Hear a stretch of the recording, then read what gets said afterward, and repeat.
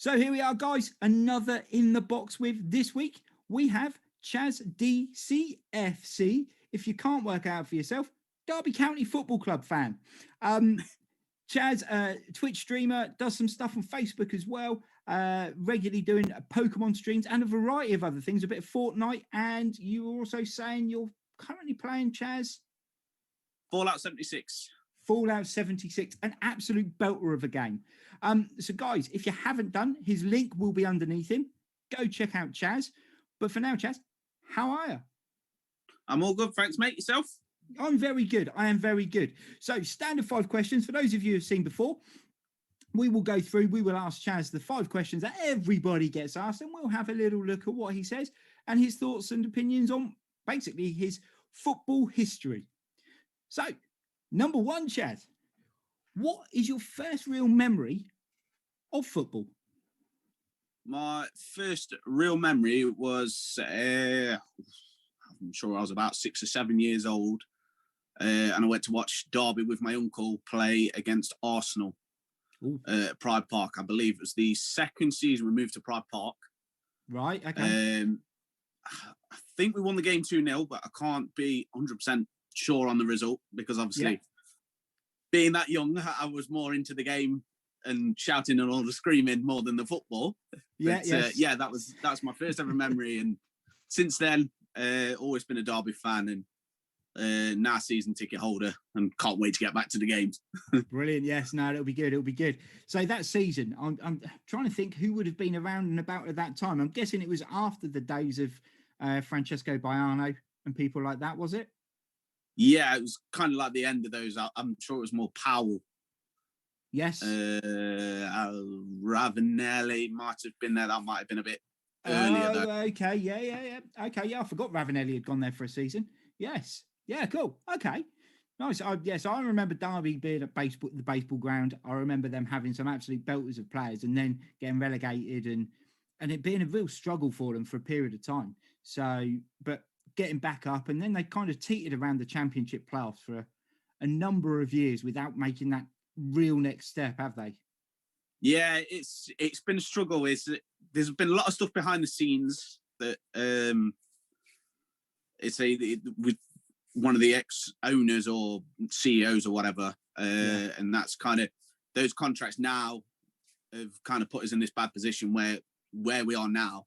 Yeah, but it did give us the opportunity of where we did get so close to the Premier League in the past few seasons. Obviously, we did do it in 06-07, which led to the worst Premier League season of all time. The legend that is Robbie Savage. Yes, and Paul Jewell, absolutely fantastic. Yes, yes, that was a very enjoyable season. Just to see a few fancy grounds, to be honest. But yes, since then it's been rocky. Definitely, we've had our chances to go up, and we've just failed at the last hurdle, really. Yeah, because we've had the team to do it. You look at the players we've had with Tom Ince, Johnny Russell, Stevie Howard. Some of those players, they were fantastic players at the time, and we just failed at the last hurdle. So yeah, cool. Okay, so moving on. Next question: what is the first major international tournament you remember, and what is it you remember most clearly about it? So that would be the 04 Euros. Yes, with Rooney breaking his metatarsal. Yeah, we could have been somebody. We could have. It will happen one day. I know it will. I can feel it. I'm loving this new young side. It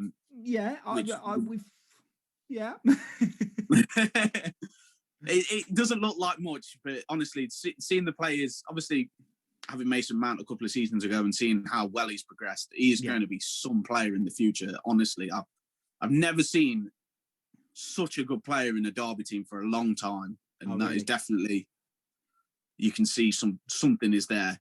Yeah, and the same with Tomori as well. Even though he obviously he's not been playing for Chelsea and he's gone to Milan for now, but honestly, those two players you'll see progress even further in the next few years, definitely.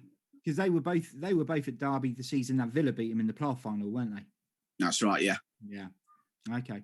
I mean, I agree. I think England have got some very, very good young players, and I think we always talk about the golden generation of the Lampard, Gerrard, Scholes, Beckham, Owen, Rooney, and all of those guys. I think there's the potential within the team at the moment. I think it's completely the wrong manager.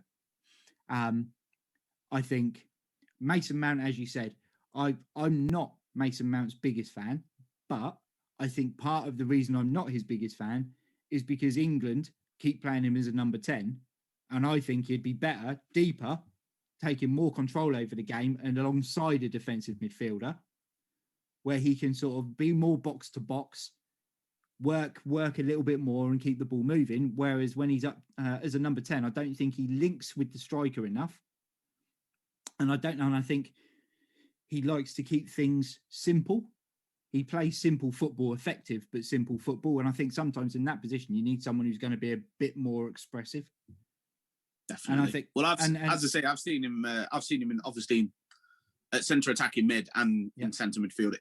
Obviously in the Championship, it's not as fast paced as it is in the Premier League. Yeah. So you can see a bit of a difference there because he can just pull a pass out of nowhere. But definitely in centre midfield, he does look more comfortable. Yeah. Rather than attacking mid. But as you were saying about the golden generation as well, from what I've heard from the lads I go to the football with, a lot of them were saying that kind of the rivalry between the teams. So obviously you got like Owen at United and Gerrard at Liverpool. Apparently you could see that in the dressing room and behind closed doors. Yeah. And that each sort of player would be sitting with their own team. They wouldn't be gelling and mixing together. Yeah, so I don't know how long that's been like that, but that's definitely, I think that's played a role in that golden generation when we should have won something. Yeah, there was always talks of cliques and things like that. And I think it was something that when Ericsson was in charge, he didn't make any effort to break up. And then when Capello came in, he made every effort to break it up and actually put everyone's nose out of joint by doing it. Yeah. So, it's trying to find that happy medium. But, as we say, I think at the moment, our biggest issue may well be Gareth Southgate, unfortunately. So fingers crossed that it's one of those awkward ones because you kind of don't want the players to perform because then Southgate will get him replaced. But at the same time, you kind of want the players to go out and do well. But then the fear is he keeps his job for longer. So yeah, the thing with Southgate, I think with Southgate, there was no other choice really at the time. No, he came in on a temporary basis and done quite well. So yeah. No, and I agree with that. And he's done quite well since. I just think when we've got so many quality attacking players, he plays far too defensive. Definitely. And in it, when you're playing San Marino and you're playing two holding midfielders, you've got to be questioning what the hell's going on. Yeah. Who am I to question? I nearly do Sunday League. Cool. So moving on. So Chaz, when you played, what was the most consistent position you played? What was your role? I unfortunately was a goalkeeper. I say unfortunately, but I absolutely loved it. Yeah. I say unfortunately because obviously if you make a mistake as a goalkeeper, it ends up as a goal. There's no other choice. It's always a goal. Yeah. But I loved every single moment of it. Yeah. Obviously, as I got a bit older, I did want to start playing outfield, and I did that in kind of like my 5-a-side and 6-a-side, where I'd kind of stay up front and kind of be that poacher who just chucking the foot in and trying to get a goal. But goalkeeping was always my thing. Yeah. Which is interesting as well, because goalkeepers are like a dime a dozen. But the last person we had on in the box was AC Gaming, and he was a goalkeeper. So, and we kind of had the conversation there as well, where I was always a forward, and he said he struggled as well because of the pressure on him as a goalkeeper to not make a mistake, and when you do, then everyone complains. And I said it's exactly the same as a striker, and I said which is why I never tried to play as an out and out forward, because if you don't score, the pressure is then on your defense, and if you miss a number of chances, you can sometimes get away with it. Yeah. As a goalkeeper, you can't. But I always felt like if I hadn't done something, I hadn't contributed to the game. Yeah. So I'd take all set plays and things like that, because at least I'd probably get an assist or I'd be a creator of a goal. And it would also take me out of the firing line, because if I'm taking a corner, I can't miss the sitter 3 yards out. Exactly. So I used to think like that a little bit. And and the goalkeeper is very much in the same sort of situation, because you're always, everything is a question, and you don't have the opportunity to question yourself, really. That's it. And that's how I kind of went after so long, because I'll give my claim to fame first before I say what I did. Yeah. After that, and that's one season I saved 12 out of 13 penalties and 11 in a row. So that's my claim to fame. That's that. I like that. I like that. But yeah, I had a really harsh tackle a few years later after that, and it questioned a bit of my goalkeeping ability. And after that, I kind of I was a bit more hesitant with what I was doing, and I just dropped my game a bit. And it is just it can be something as daft as a silly challenge. Yeah.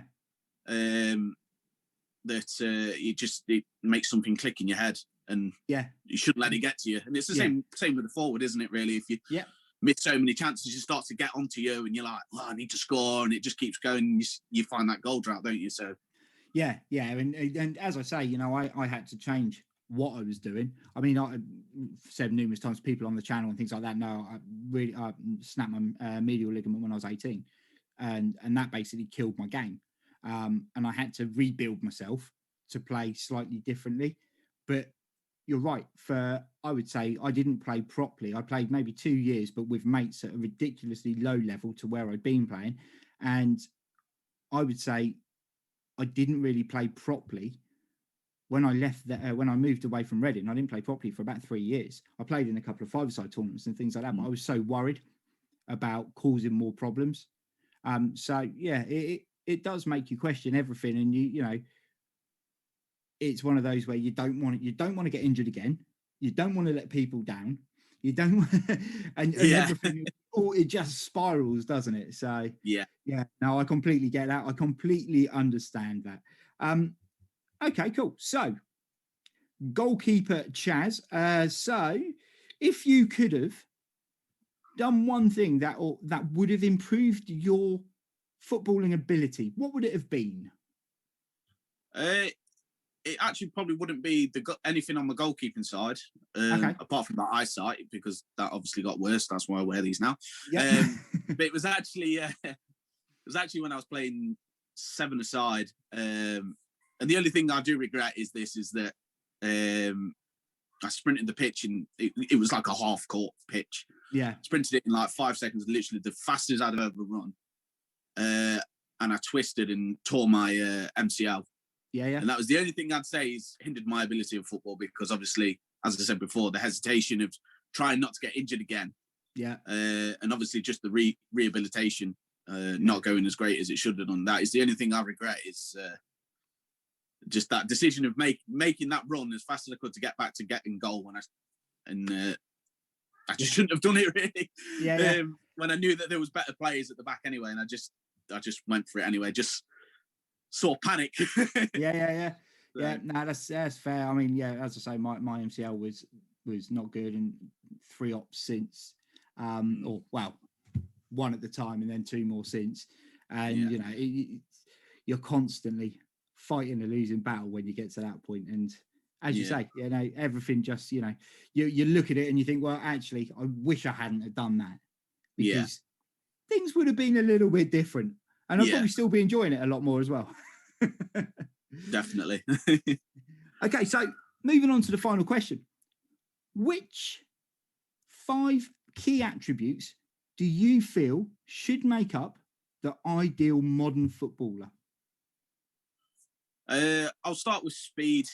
You've got to have a bit of pace on you, definitely. The modern game now is just so quick compared to what it was before. Yeah.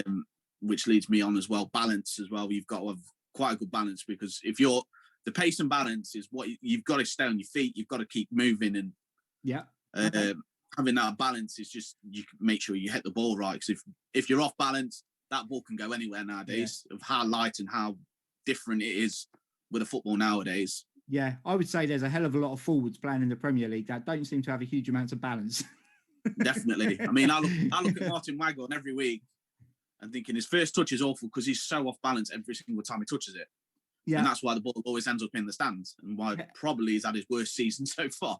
He's a bit of a unit now, though, isn't he, Martin Waghorn? He is a bit of a unit, yeah. It's just literally, the past couple of seasons have been great. It's just this season he's been all over the place. Yeah. But I don't know if that's because he's just had a kid as well. But obviously, he's got Rooney watching him every week, isn't he? That's the problem. Definitely, he's got a bit of pressure.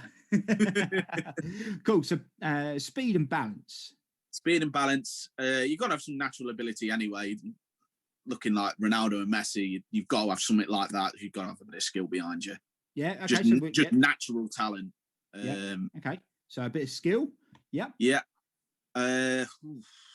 Got to be hardworking as well. You've got to have a bit of passion and hard work. Yeah, cool. If you're not putting 100% into the game, what's the point in playing on the pitch? Do you know what? The amount of times I have to shout that on a Sunday.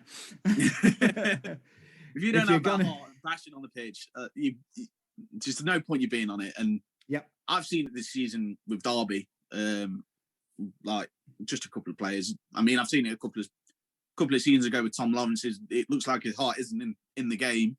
Yeah. But now, obviously, he's been playing the past couple of games. He's a solid player.